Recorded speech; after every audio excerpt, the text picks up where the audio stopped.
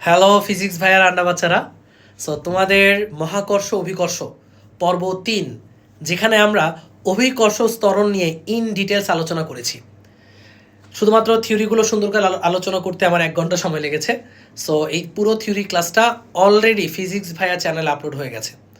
So next ক্লাসে আমরা মহাকর্ষ অভিকর্ষের যে অভিকর্ষ ত্বরণের থিওরি শিখলাম, এখানের প্রবলেমগুলো আমরা সলভ করব।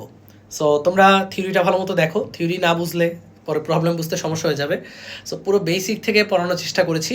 সো 3 নম্বর পর্বটা অলরেডি আপলোড হয়ে গেছে, তোমরা ঝটপট ক্লাসগুলো করবা। আর একটা ব্যাপার, সেটা হচ্ছে যে ক্লাসগুলো নিয়মিত দিতে পারছি না, এর কারণটা হচ্ছে নানাবিধ প্রেশার। এই ফ্রি ক্লাসগুলো যে তোমাদের জন্য দিচ্ছি, এটাও তো অনেক, তাই না?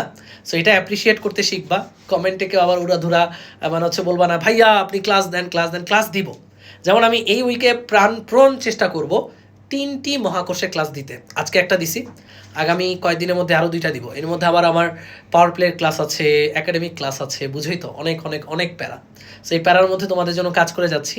মহাকর্ষ অধ্যায়টা খুব দ্রুতই কমপ্লিট হবে, এমন না যে এটা বেঁধে থাকবে, না বেঁধে থাকবে না। এটা ইনশাল্লাহ এই সপ্তাহে 3টা ক্লাস, নেক্সট সপ্তাহে 3টা ক্লাস, পরের সপ্তাহে 3টা ক্লাস, এই 9টা ক্লাস দিলে আমাদের কাজ শেষ। সো পুরো অধ্যায়টা অনেক চমৎকারভাবে গুছাচ্ছি কন্টেন্টগুলো, যারা পড়বা তারা ফিল করতে পারবা। ইন ডিটেলস থিওরি পড়ানো হচ্ছে, সকল ধরনের প্রবলেম সলভ করানো হচ্ছে। সো তোমরা যারা ক্লাস করছো তারাই জানো যে লেভেল অফ কন্টেন্টটা কেমন। সো ক্লাসগুলো অবশ্যই করবা। আর ক্লাস করলেই হবে না ভাই, সবার মাঝে ছড়ায় দিও।